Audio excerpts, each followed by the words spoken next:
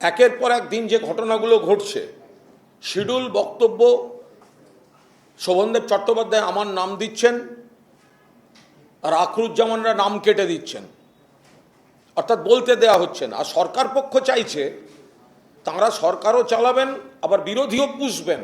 অর্থাৎ গতকাল আমি তৈরি হয়ে এসেছিলাম পুলিশ বাজেটে বলবো সন্ত্রাস ইত্যাদি, আমায় বলতে দেওয়া হয়নি। আমি যখন জানতে যাই তারপর আমার সঙ্গে দমন পীড়ন হয়েছে, আপনারা দেখেছেন সবাই। আমাকে শেষ পর্যন্ত মার্শালদের টিম দিয়ে বার করে দেওয়া হয়, আটকানো হচ্ছে আমাকে, বাদ দেওয়া হচ্ছে আমার নাম। আমি প্রতিবাদ করতে যাচ্ছি, আমার উপর দমন পীড়ন চলছে। আপনি বলছেন কলঙ্কজনক। কলঙ্ক তো আমাকে বাদ দেওয়ার যে খেলাটা হচ্ছে, চক্রান্তটা কলঙ্কের। তখন আমি কারুর গায়ে, এমনকি কোনো ডেস্কেও আমি স্পর্শ করিনি, কারুর কোনো মাইক স্পর্শ করিনি, কারুর কোনো শরীর স্পর্শ করিনি, উল্টে আমাকে এসে অ্যাটাক করা হয়েছে। আগামীকাল যে পুরো নগরোন্নয়ন দপ্তরের বাজেট আছে, আমার দলের তরফ থেকে শোভনদেব চট্টোপাধ্যায় জানিয়েছেন তিনি আবার আমার নাম দিয়েছেন এবং আমাকে প্রস্তুত থাকতে বলেছেন। আর অন্যদিকে আখরুজ্জামান শোভনদেব চট্টোপাধ্যায়কে জানিয়েছেন যে কোনো কারোর নাম দিন, আমরা কুণাল ঘোষকে বলতে দেব না। এটা কোন দেশে গণতন্ত্র হচ্ছে? গতকালকের পর আজ ফের উত্তপ্ত হয়ে উঠল রাজ্য বিধানসভা। নিজের আসন ছেড়ে কুণাল ঘোষ তিনি এগিয়ে গেলেন বিধানসভার অধ্যক্ষের আসনের কাছে এবং বিধানসভার অধ্যক্ষের সঙ্গে রীতিমতো বাদানুবাদে জড়িয়ে পড়লেন তিনি। কালীঘাট তৃণমূলের তরফে গতকালকের ঘটনার প্রেক্ষিতে আলোচনার দাবি করা হয়েছিল, কিন্তু সেই দাবি আজকে খারিজ করে দিলেন বিধানসভার অধ্যক্ষ। তারপর কি হলো দেখুন। ঠিক আছে, ঠিক আছে, আপনি বসুন, আপনি বসুন, আপনি বসুন। স্যার বহিষ্কার তো বহুবার হয়েছে, বহু লোক, তার জন্য আপনি কি আছে? প্লিজ আপনি বসুন, ওই ব্যাপারে আর আলোচনা হবে না। হ্যাঁ, কারণ ঘটনা হয়েছে যে আমরা আমাদের বিধানসভাতে এরকম ঘটনা ঘটেনি। ঠিক আছে, আপনি প্লিজ বসুন, আপনি বসুন, কারণ এরকম ঘটনা কখনো ঘটেনি। এরকম ঘটনা কখনো আমি আপনাকে 3 বার বলেছি যে বসুন। আপনাকে আমি 3 বার বলেছি বসুন, আপনি শোনেননি। হ্যাঁ, কলঙ্কজনক, এরকম ঘটনা কলঙ্কজনক। প্লিজ বসুন। মহা মুশকিল। আমি আপনাকে 3 বার রিকোয়েস্ট করেছি যে আপনি বসুন, আপনি ওখানে গিয়ে ধাক্কাধাক্কি করা শুরু করেছেন। না না,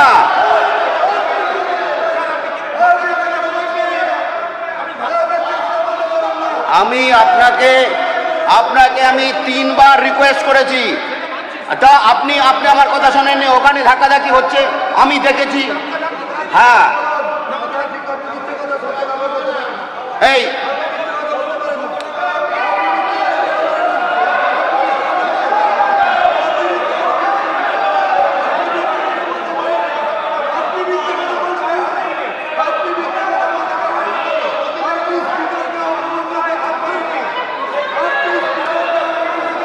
যেটা ডিসিশন,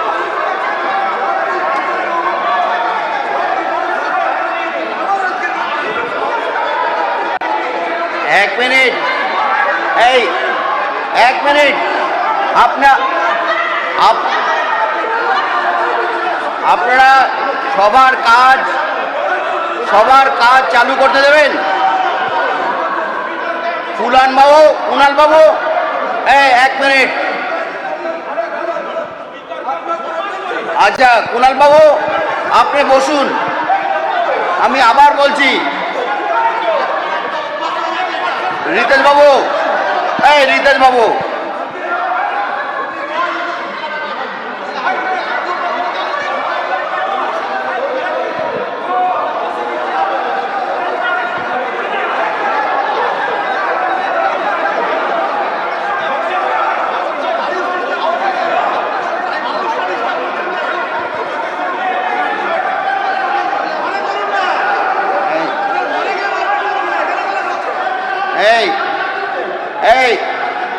আচ্ছা শোভনবাবু বসুন, আমাকে সবার কাজ পরিচালনা করতে দিন।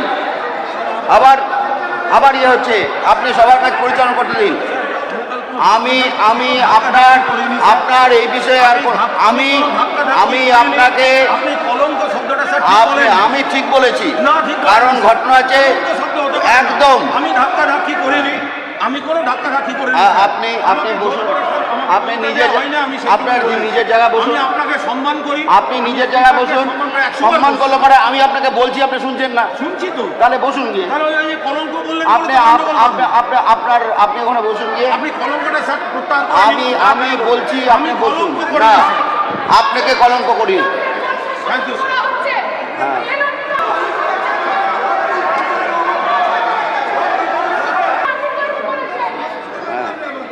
আপনি বসুন,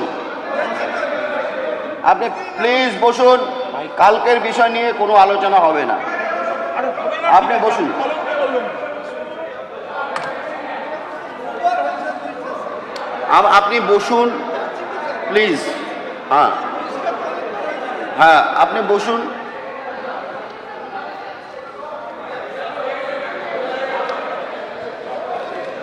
মাননীয় সদস্য, এই যে ছবিটা আপনারা দেখলেন, এর আগে বিধানসভায় একেবারে বিরোধী দলের যে মুখ্য সচেতক আখরুজ্জামানকে উদ্দেশ্য করে এইভাবে হুঁশিয়ারি দিয়েছেন কুণাল ঘোষ, আমাকে বলতে দিতে হবে, আমাকে বলতে না দিলে আমিও বলতে দেব না, বলার জন্য আমাকে সময় দিতে হবে বলেছেন কুণাল ঘোষ। নিজের আসন থেকে উঠে গিয়ে তিনি গিয়ে বসেন যেখানে আখরুজ্জামান, সন্দীপন সাহা, ফিরহাদ হাকিমরা রয়েছেন তাদের পাশে, এবং সেখানেই আখরুজ্জামানকে উদ্দেশ্য করে হুঁশিয়ারি বেলেঘাটার বিধায়কের।